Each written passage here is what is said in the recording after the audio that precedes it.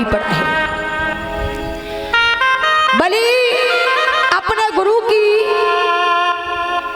कृपा से बड़ा ही बलवान हो गया और देवता जो थे वो अपने गुरु का अपमान करने के कारण वो श्रीहीन हो जाते हैं। श्रीहीन जब हो जाते हैं तो दैत्य जो है वो इंद्र की नगरी पर आक्रमण कर देते हैं। अमरावती पर आक्रमण किया है तो कश्यप ऋषि की पत्नियां हैं अदिति और दिति। एक से देवता पैदा हुए और दूसरे से दैत्य पैदा हुए। संतान एक ही पिता की है लेकिन माताएं अलग अलग हैं। देवों की मां अदिति ने अपने पति से आग्रह किया कि मुझे ऐसा पुत्र चाहिए जो दैत्यों से राज्य छीन करके मेरे पुत्रों का राज्य वापस दिला सके। तो मेरी माता बहनों, कश्यप ऋषि ने कहा कि आपको पयोव्रत नाम का व्रत धारण करना पड़ेगा। यदि उसमें त्रुटि हो गई तो आज देवता की जगह आपको कुपुत्र पैदा होगा। और त्रुटि नहीं हुई, सारे नियमों के साथ आपने पालन किया तो अवश्य ही तुम्हारे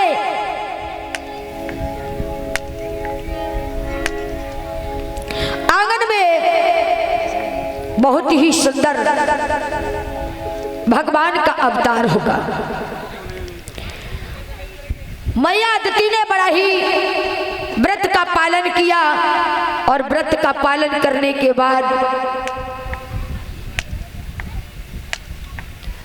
धीरे धीरे समय व्यतीत हुआ है तो उनके आंगन में वामन भगवान का प्राकट्य हुआ। बोलिए वामन देव भगवान की। आज वामन अंगुल के हैं, बटुक रूप है, एक हाथ में छत्र है और एक हाथ में कमंडल है। इधर धीरे धीरे नामकरण संस्कार हुआ है और नामकरण संस्कार होने के बाद उनके पिता ने शिक्षा ग्रहण करने के लिए भेजा।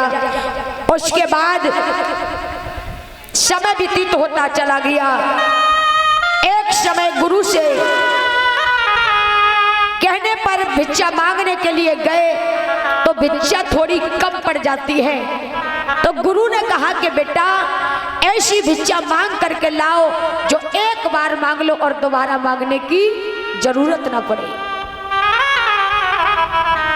गुरु ने बताया है कि आजकल बलि राजा की बहुत ही चर्चा चल रही है दान के नाम पर।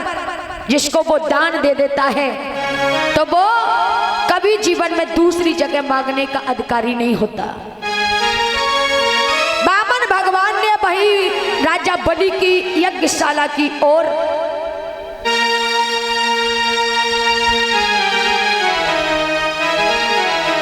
अपना कदम बढ़ाया और कदम बढ़ाने के बाद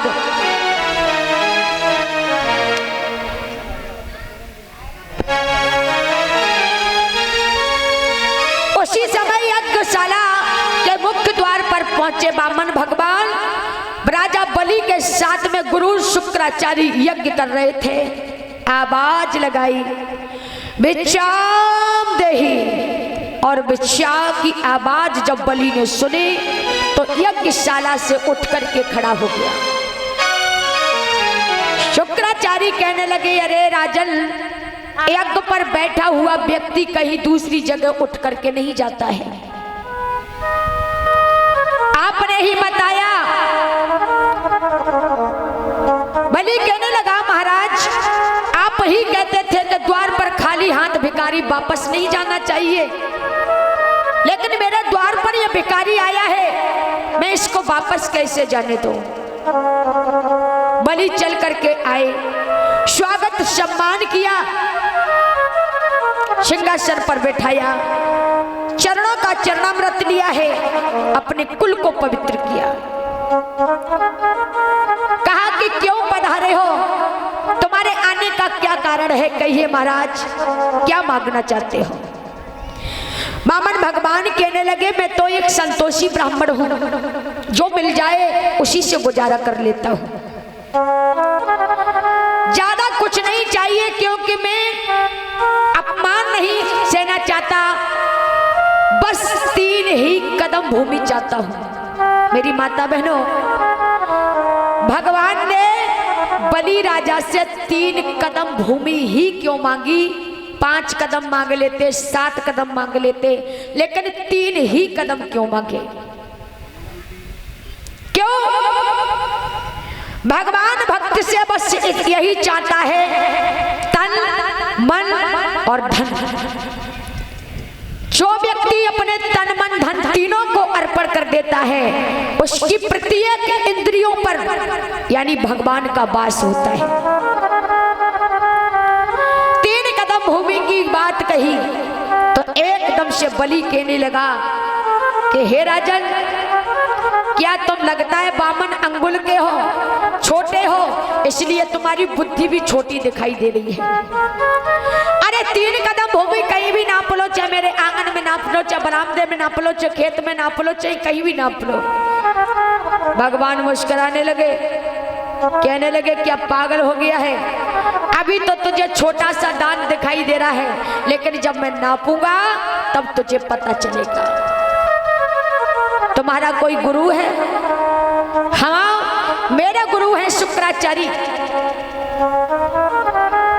शुक्राचार्य के पास चल करके आए और कहा कि गुरुदेव, मेरे आंगन में ब्राह्मण देवता पधारे हैं, दान में 3 कदम भूमि लेना चाहते हैं, चल करके संकल्प पढ़ दो। और 3 कदम की बात कही। शुक्राचार्य कहने लगे क्या पागल हो गया है, यह 3 कदम की जगह पर तेरा सर्वस्व ले जाएगा। अंतःचक्षु से देखा तो आज वामन भगवान में शुक्राचार्य को श्री हरि का दर्शन हो गया। एकदम से राजा बलि का हाथ पकड़ करके कहने लगे तू पागल हो गया है, तेरा 3 कदम में सब कुछ ले जाएगा, तेरे हाथ में कुछ नहीं रहेगा।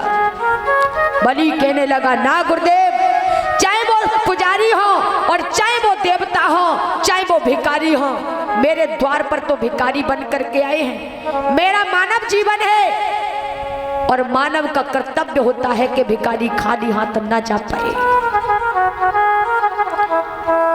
आज शुक्राचार्य ने संकल्प नहीं पड़ा, वामन भगवान के पास चल करके आए, कहा कि प्रभु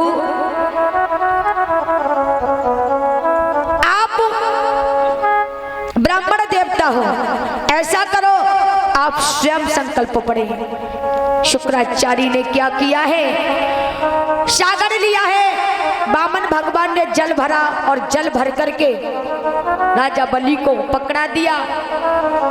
राजा बलि ने सारा सागर को झुका दिया, लेकिन एक भी बूंद जल की नहीं गिरी जमीन पर। कहने लगे क्या बात है बलि, क्या देना नहीं चाहता है तो कुछ? नहीं महाराज, इसमें मेरा कोई दोष नहीं है, सागर मैंने पूरा झुका दिया लेकिन बूंद नहीं गिरी तो क्या करूं?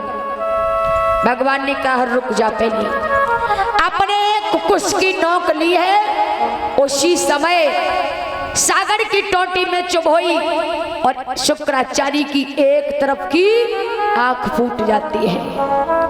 बोलिए वामन देव भगवान की। आंख जब फूट गई, आंख मलते हुए आए निकल करके हाथ जोड़ करके भगवान से बोले प्रभु मुझे क्षमा कर देना, मैंने तुम्हारे प्रभुता को नहीं पहचान पाया।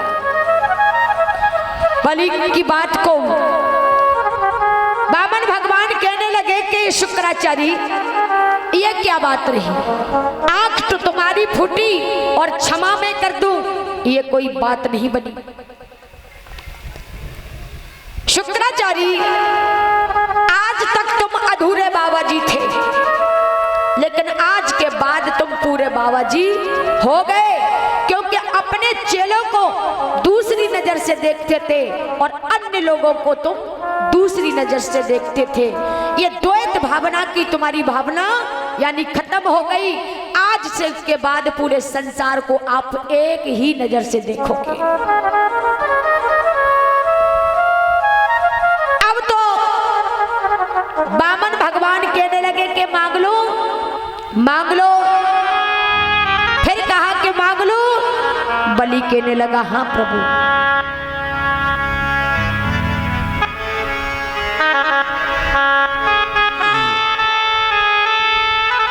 कि आप वरदान मांगिए, मैं देने के लिए तैयार हूं।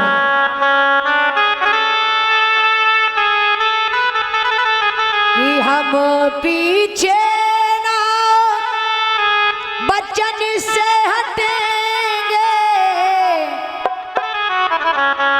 कि हम पीछे ना बचन से हटेंगे।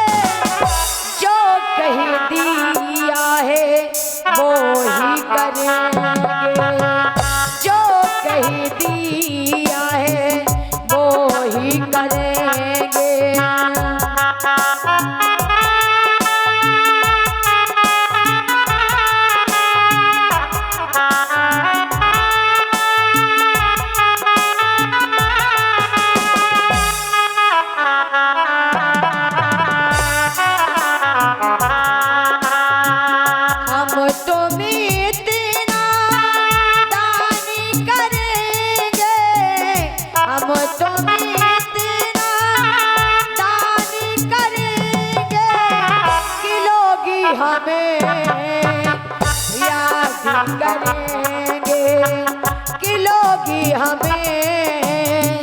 याद करेंगे।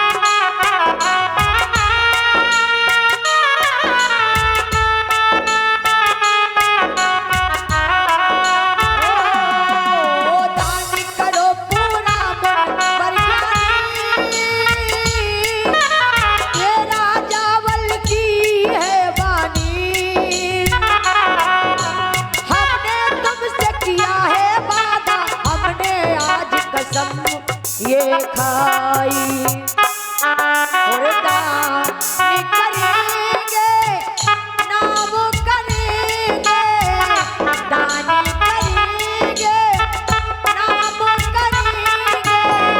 कि लोग हमें याद करेंगे, कि लोग हमें याद करेंगे।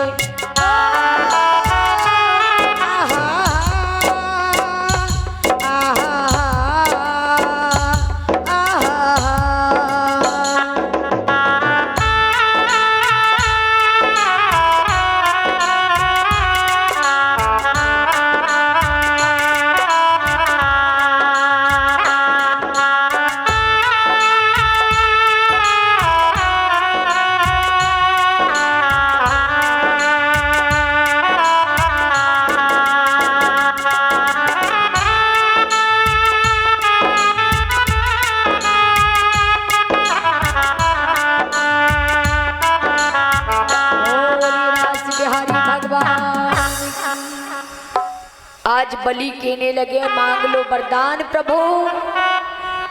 तो जैसे ही संकल्प पूर्ण हुआ तो उसी समय वामन भगवान ने एकदम से विराट रूप बना लिया और जैसे ही विराट रूप में राजा बलि ने वामन भगवान को देखा तो कहने लगे, प्रभु ये क्या हो रहा है?